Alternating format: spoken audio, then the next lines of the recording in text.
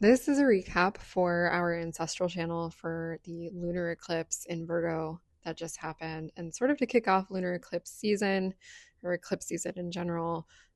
So, for anyone who couldn't make it, this is our short recap. So, one of the things that the ancestors were really sort of uh, wanting to like impress on everybody was that it seems like the crown chakra is wide open right now.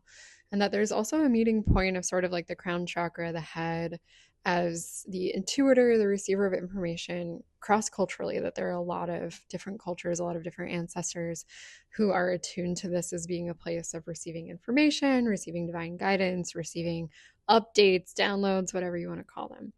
And they were very keen that like this place is activated for a lot of people right now, that it is like very much in receiving mode. There's a lot of information happening, and they were really keen on that the information is happening quickly. Like this information is coming in fast. It's coming in faster than a lot of people want or like or usually have to process this sort of information.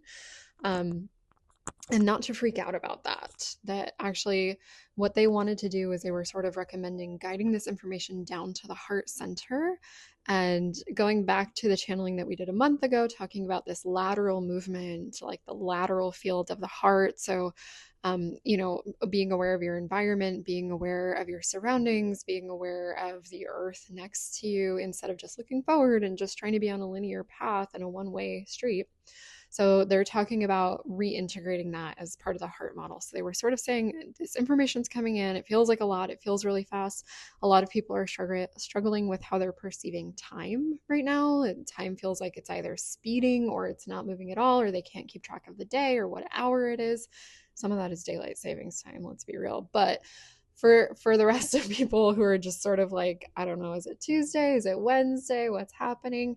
They're saying like this is a big part of it. Like when information is moving quickly, our ability to perceive other things that use our information centers, our information receptors, are getting super confused, and they want us to lean into the heart center. And they're saying what they're seeing as a difficulty about that in people right now is that there's a lot of storage around the heart. So things that have felt hurtful to the heart, things that we haven't wanted to deal with, are sort of living in pockets around the heart, and that the information is hitting those things instead of hitting the heart itself. And they were very keen on that. Like our heart knows what information is for us. Our heart just understands what it wants to keep, what it wants to release, what it feels is right, what it feels is in wrong alignment with us. But that a lot of people are having a troubling time seeing through their heart, because when something hits the heart, or what seems to be the heart, is actually hitting pockets of storage. And they were talking about the lungs, and how the lungs sort of receive the grief from the heart. So the heart needs to keep beating, it needs to keep pumping, it needs to keep doing what it's doing. Um, and if there's sadness that we haven't wanted to deal with, if there's grief, if there's anger, we push it sort of back into the lungs. And then we end up, throat clearing, we end up with a cough, we end up with respiratory issues if we let it go too far. But for some of us, we just don't take deep enough breaths because our lungs are out of their pattern with this, they're out of their exercise with this.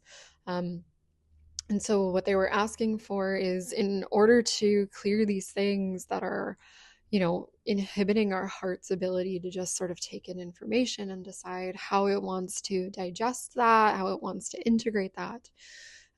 What we can do to help these things move is breathe. And breathe as much as we can, breathe as deeply as we can, right? And like, there are so many people out there who have actual serious chronic infections and lung inhibitions and things like that.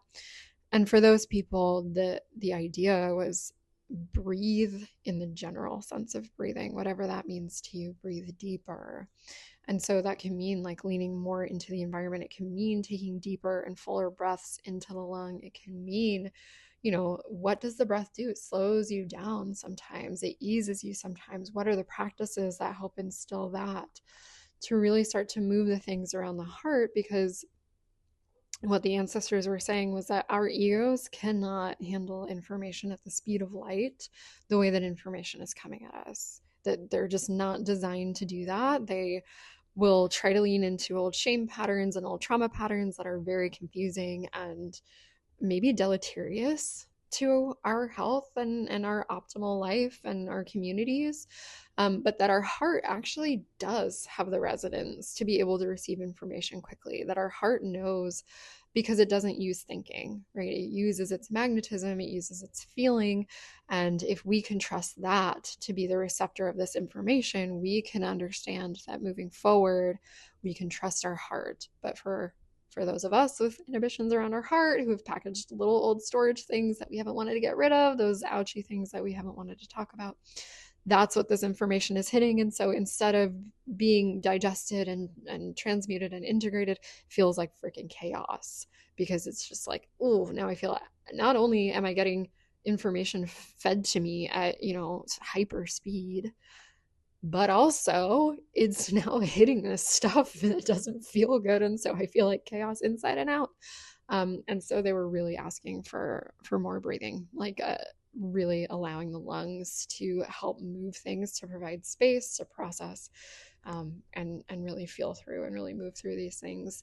There was a big note on shame too from somebody who asked a question around shame and sort of how shame acts as a trigger and a way to disrupt this process and the process of love. And they really wanted to harp on love as sort of a universal concept and texture, not love the romantic love, but love as in that thing that is within each of us, that is divine within each of us, and that connects each of us. So this real want to sort of take definitions and social understandings of love off of the word before they used it in this context, but saying that like love has a flow. This is like a magnetic flow. This is a dynamic flow. It moves like water. It should be pretty fluid, right?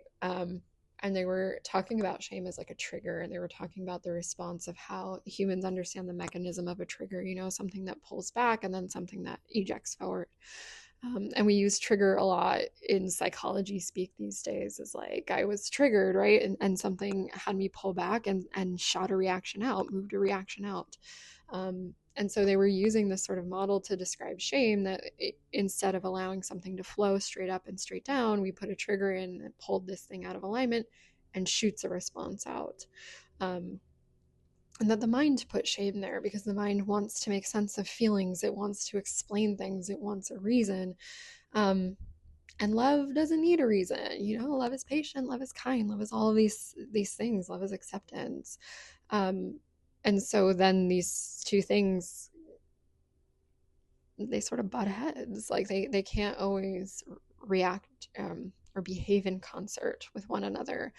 And so this person asked about how shame, was influencing what they were speaking about. And the ancestors were saying, it's putting this sort of trigger mechanism into something that wants to be in flow. And if we can slow it down, if we can breathe into it more, if we can allow the love to move in the pattern that it wants to move, that doesn't mean, not being angry. That doesn't mean bypassing, that they're talking about love as just sort of the texture, the flow, that we can start to allow shame to release in this mechanism way, because it doesn't need to make excuses for the mind or explanations for the mind. It can just allow. So we're really ending this session with breathe and allow, which is interesting because I use those words on myself all the time when big feelings come up. Just breathe and allow. And I didn't even put that together until right now. So it's interesting to hear that back for myself. But we do these channels every full moon. People come together. They lend what's coming through their own intuition when we open the channel. They ask questions so that we can get more and different things out of the channel.